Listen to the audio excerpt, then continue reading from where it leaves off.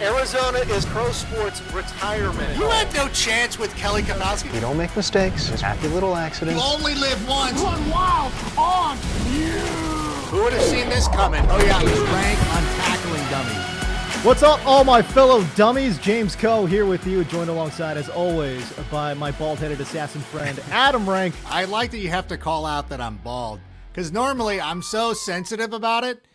Normally I get to wear hats on stuff, but I was specifically told not to wear a ball cap, even though it's part of my brand. You can see there's a bunch of ball caps sitting over there. But I'm James. Who specifically told you that, pal? You did.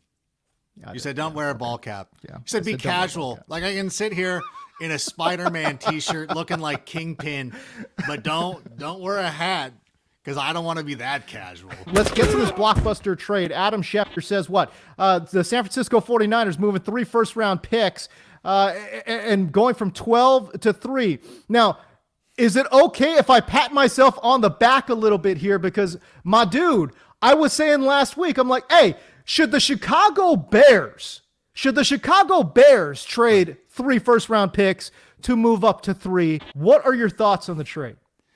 Well, they're not moving up for a quarterback though, right? They're going to probably take a wide receiver because they got Jimmy Garoppolo. I don't know. Right. That's a lot.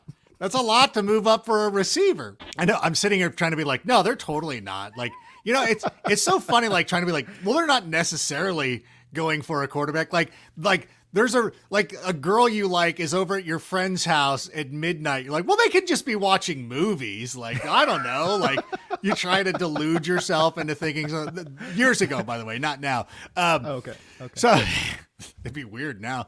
Anyways, so obviously they're moving up for a quarterback, but it's interesting because it's one of the things that you pointed out on Twitter that the 49ers really have to be convinced that the quarterback that they're moving up for is a move the needle franchise quarterback. And I'm going to be perfectly honest with you at this point right here.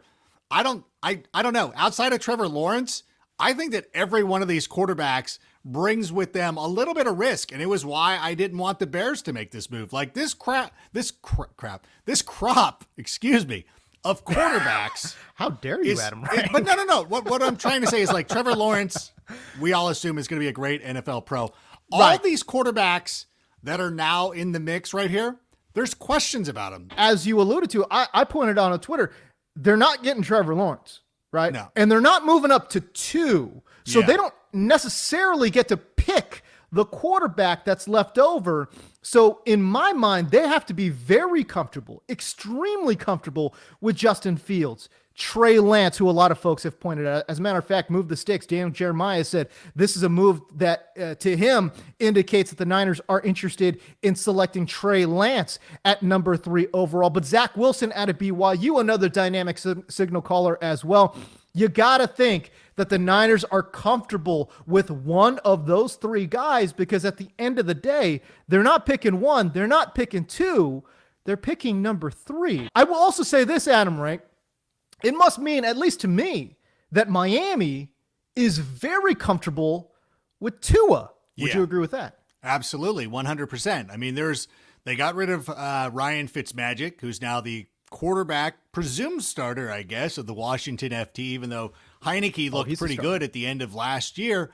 Yeah. But I do believe there was no reason not to believe in Tua. I think that it would have been too quickly to close the book. And if you're sitting there at 3, you're not drafting a quarterback because you're not going to put that. You're close. I mean, you had 10 wins last season. I really like what they're doing. I think that they're doing things the correct way. And I think Flores has really proven himself to be kind of the outlier of these former Belichick assistants. Although Vrabel, I don't know if that counts or not, but like really just starting to build a program in Miami. And I'm excited for them. And I think that they're going to be doing a good job. So I love what they're doing, but it does lead me to this question though, James. And I'll throw this to you. The Patriots were very active in this offseason. And of course, you know, when you talk about Cam Newton, obviously Jimmy Garoppolo could be in the mix too, although it'd be weird to have those 2 quarterbacks. But I want to go back to the free agent moves they have made. And I'll just throw this to you. I'll go Gene Rayburn on you, or Alec Baldwin or whomever, and say the Patriots spending spree this offseason has been blank. it has been a mixed bag, but I will say this.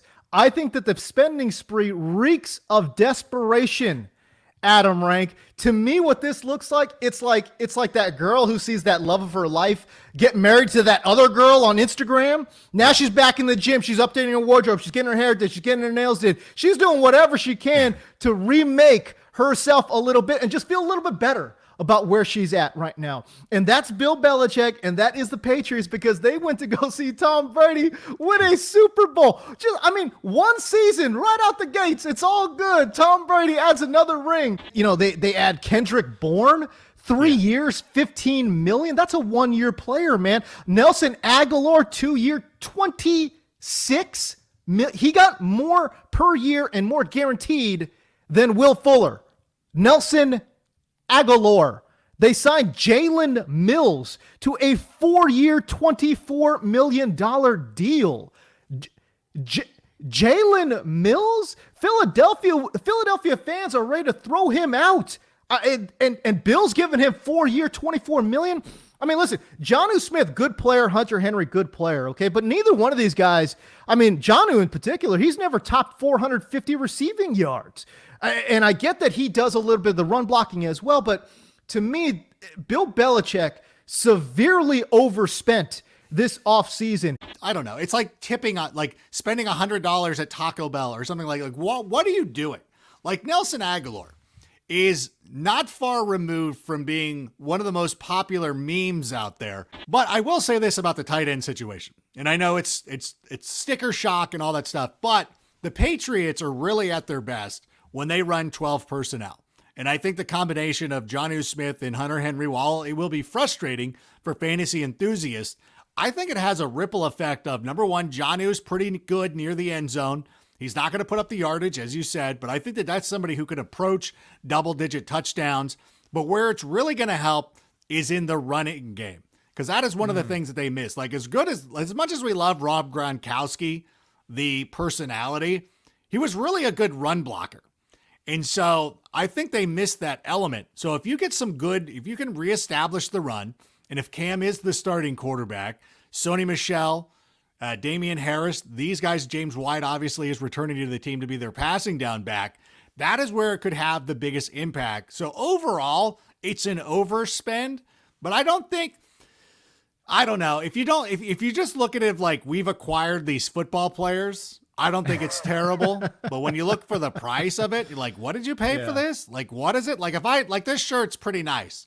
This members only jacket is cool. And you're like, what'd you pay for it? Like $20? You're like, okay, that makes sense.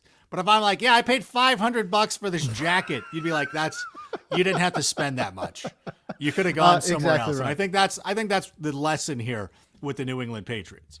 Now, look, and again, I will fully recognize the fact that the salary cap is going to go up, and it's going to go up significantly in the next couple of years, and that's fine. And I will tip the cap. They signed Matthew Judon away from a AFC rival, which I think is a brilliant move and something that's going to work perfectly with Bill Belichick's defense. But especially the Nelson Aguilar signing, when I'm watching John Brown sign for 1 year, $3.8 million, Brashard Perriman signing for 1 year, $3 million. Again, we mentioned Will Fuller, 1 year, $10 million. The wide receiver moves were crazy to me, and spending nearly $90 million at the tight end position. That is very uncharacteristic in terms of team building, but we'll move on. Again, I was very confused by some of these Patriot moves, but Adam Rank, the most confusing offseason move to you was what? Well, I've got one in mind, but before I get to it, I want to address the JuJu Smith situation. First of all, why the hell are you going back to Pittsburgh and playing with noodle-armed Ben Roethlisberger? I would have taken $1 million or whatever the NFL minimum is to play anywhere. I would have gone to Dallas before I would have gone back to Pittsburgh. That's a sinking ship. You had an opportunity to bounce. Right. You should have taken advantage of it. And also, stop with the thing of like, I could have signed with the Kansas City Chiefs. Whatever, you couldn't have. It's kind of like, you know what it's like? It's like the time I was in an LA Kings game, and I was convinced because I made a joke, and Tiffany Amber Thiessen was sitting in front of us, and I made a joke, and she laughed, turned around, locked eyes with me, giggled, whatever. And I was kicking myself after that. I'm like, hey, and I told my friend, I'm like, I could have asked her out. I probably could have dated her. I would have married her or whatever. My buddy's like, you're an idiot. Like, there's no, like, what were you going to do? You were going to show up to her Bel Air mansion in your broken ass Honda Accord, wearing your $5 shirt that you bought at Ross Dress for Less, wearing Junko jeans. Like, that was never happening. Stop kidding yourself. You were never going to date Kelly Kapowski. But similarly, JuJu, you are not going to the Chiefs, and you were not turning that down. So please, I love JuJu, but just stop. I love with JuJu that. too. Stop with that. Too. I was baffled by it because to me, JuJu is such a smart, savvy player. Yeah. And talk about somebody who understands his brand. Yeah. If it's true that you had any kind of offer, and he's saying he turned down more money. I'm like, you turned down more money and an opportunity to ring chase with Kansas City or Baltimore, and you decided to go back to Pittsburgh. There's no way.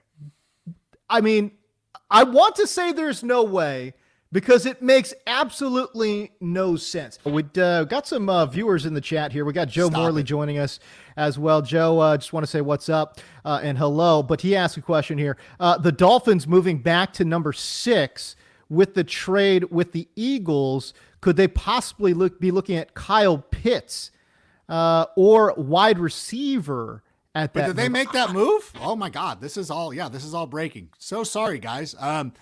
I like that move. I think, you know what? I was thinking about this the other day because we were talking about the downfall of the 90s Cowboys franchise.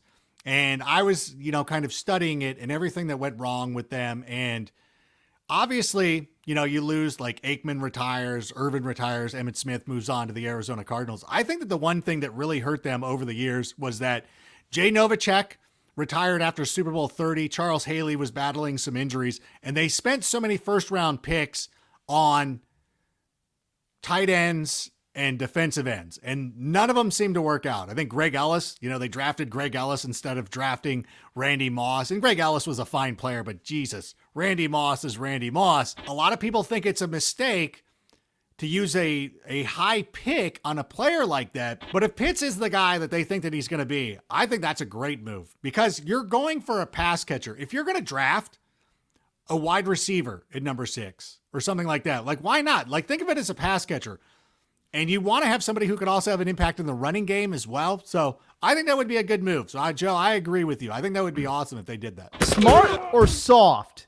Indianapolis not allowing Philadelphia beat reporters to ask questions in the Carson Wentz introductory press conference. Smart or soft? You know what? Initially, when you think about it, I was going to say soft and do the SAWFT soft. But you know what? The more I think about this and the more reflection on it, I think it's kind of a smart move because really, listen, he's the Colts quarterback now. We're looking forward. We don't want the Eagles media coming in and dominating this conversation and taking over this press conference. Like whatever happened in Philadelphia, whatever happened with Doug Peterson, whatever we think about Jalen Hurts, that's none of their concern. If I'm the Colts, like I don't want you talking about your ex. Like no. You want to put something, you want to take an ad out in the Philadelphia Inquirer? Fine. You want to go on the Whip and talk to Howard Baskin or whoever? That's fine. But like for us, we're worried about the Colts. I'm not worried about Philadelphia, and I'm not here to satisfy the Philadelphia media. So I don't care. No, you're not going to come in here and overrun this party. It's like, you know what? Like you have a small gathering. I go through this a lot.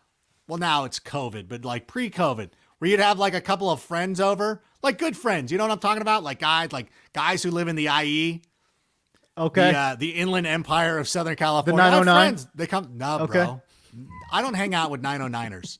I hang out with 951ers. And so, you have some people coming over and they're from Corona and I just want to hang out and I just want to hang out with them. And then your neighbors see something's going on and they're like lurking. Wait, hold by up. your gate. Is Corona not the 909? I thought Corona was in the 909. It's 951. Everyone knows this. Come on now. Don't be I thought it disrespectful. was- Like, I don't sit here and disrespect Diamond Bar in San Bernardino County. You're from San Bernardino, bro. Like, don't come at me. I am not. I San grew up in Bernardino Diamond County. Bar. That's San LA Bernardino- County, dog. San That's Bernardino LA County, dog. San Bernardino County. Look it up. Keep going. In any Whatever. event, we've Keep lost going. everybody with area code talk. In any event, this is what you get. Like, this is like, there's some dude driving around in a lifted truck with a Monster Energy sticker Absolutely. on it, flat bill 100%. cap, being like, yeah, bro, Corona's so different. So I get it. My thing is like, sometimes, like, I don't want, like, my neighbors will be like, hey, what do you guys got going on? Like, we've got friends over. Slam the door. Sometimes you got to do that. Like, hey, Philly media. Like, normally, yeah, we would invite you guys in. You know what? You can come in, have a White Claw, do your thing, whatever. But you know what? First of all, you guys get a little belligerent sometimes. And second of all, this isn't about you. No, soft. 100% soft, bro. Like, take some questions, man. Like, you're making millions of dollars, like, and I hate to be that guy, but look, you want all the glory, you got to take some of the blame too, my man. Like, go out there, face the music like a man, and it's all good. You want to be a leader of men, you got to be a man. You know what I'm talking about? And you got to take these questions like a man. Like, listen, your tenure in Philadelphia ended horribly. Your body language was awful. Your team was terrible. You took huge regression steps back. Like, no, face those questions, bro. First of all, I don't like that you're disrespecting the hardworking men and women at the Indianapolis Star. You don't think that they're going to ask those questions? You Like, can there's ask certainly- 90. there's- You can ask there's- 90% of the questions, but can you There- take 2 questions from There's Philadelphia? Still, but that's still, like, if you're an Indianapolis beat reporter, you're working, or if you're working for a Colts blog or anything like that, if you've got a Colts podcast or whatever, your questions are going to be, what happened in Philadelphia? Why don't you talk about it a little bit? But the Eagles media is the drunk cousin that you don't invite to your wedding because you know they're going to get overserved and they're going to make a scene. So I have no problem with it. And we're going to move on because I got to ask you, AJ Green Yeah. going to Arizona is officially blank. It is officially making Arizona pro sports retirement home, man. Like, and I don't care what sport we're talking about, but for whatever reason, especially these NFL guys, and I get it. Look, AJ Green, he's still got some tread on the tires. That's fine, okay? But certainly he is on the downside of his career. And can I also mention this too? The Cardinals' social media handle saying, well, you know, they signed AJ Green. Well, who are you gonna double now? Bruh. Who? What? Like, Who are you if gonna you double? sent that tweet out 4 years ago, okay, I'm with you. It makes a lot of sense. But we're talking about AJ Green and Nuke. Who are you going to double? You're going to double Nuke. Like, AJ is a fine player, and I think he'll be a great flanker for them, a great second weapon if that's the case. They kick Christian Kirk inside, make him a stretch seam route type of dude, and that's fine. So now this wide receiver group looks pretty good. But there's no question from a defensive standpoint who you're doubling Nuke. You're going to go single coverage on the outside with AJ Green and inside with Christian Kirk if that's the case. But anyways, bottom line is AJ Green. You think about Emmitt Smith back in the day. You think about Shaq O'Neal playing for the Suns. I mean, all these older players somehow gravitating towards the desert. I mean, the best case scenario, Adam Rank, is you get, a somewhat over the hill CP3, a guy who is clearly not in his prime, but is able to elevate a team like he is able to do right now for the Phoenix Suns. But overall, AJ Green signing over there tells me officially now Arizona is the pro sports retirement home. Okay, I had to make a couple of notes here because there's a couple of points that I want to hit on. Number one, I love when you're drawing all these case by case of like, look at all these old guys who went to Arizona. The one that you didn't mention was the guy who played with AJ Green, was a member of the Cincinnati Bengals, Carson Palmer. Carson Palmer goes down there and leads the Cardinals to a couple of playoff wins. They were beating Aaron Rodgers on the reg. I think that that's kind of a good move. To me, the thing with AJ Green is it's similar to what AEW is doing with a lot of the elder statesmen who are coming over from other wrestling promotions. We've seen Sting show up with the intent purpose to put over guys like Darby Allin. And just that's what he does. And I think that's what AJ Green is going to do. He's going to sit there and help put over DeAndre Hopkins. And I know that I love that you've taken this critical lens that you expect some 22-year-old Gen Z social media worker to have the football savvy of Chad Reuter and be able to break down the X's and O's. You got to realize that the people who are Chad Reuter, what's up? Who are following the Cardinals accounts on Instagram or Twitter, they're probably younger kids who have grown up on Madden who probably look at this like, yeah, who are you going to double? It's our job to educate them. You don't put that on that poor social media kid just trying to do a job. True or false? The Bucs are still the team to repeat. Obviously, because they're the champions, they're the ones running around with the belt, and now Leonard Fournette just signed with the team. So obviously, from that sense of it, they're the team to beat. No doubt about it. They will get everybody's best shot. The thing is, the team that's going to be the best team in the NFC is going to be the Los Angeles Rams, who you mentioned just a little bit ago. Just looking a little forward. First of all, like, I know that it's great, and it's like, hey, we have everybody coming back.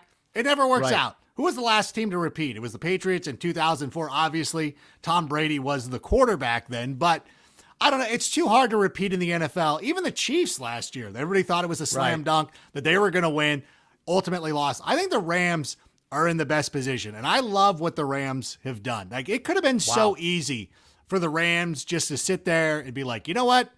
Jared Goff got us to the Super Bowl a couple of years ago. He could probably do it again. They didn't do that. They didn't sit on their hands. They've been very proactive. They've traded their next 4 or 5, it seems, first-round picks, bringing in guys like Jalen Ramsey, doing whatever it takes to bring in a player like Matthew Stafford. They're going for it every year, and you love to see that. Like, even the Buccaneers are going all in.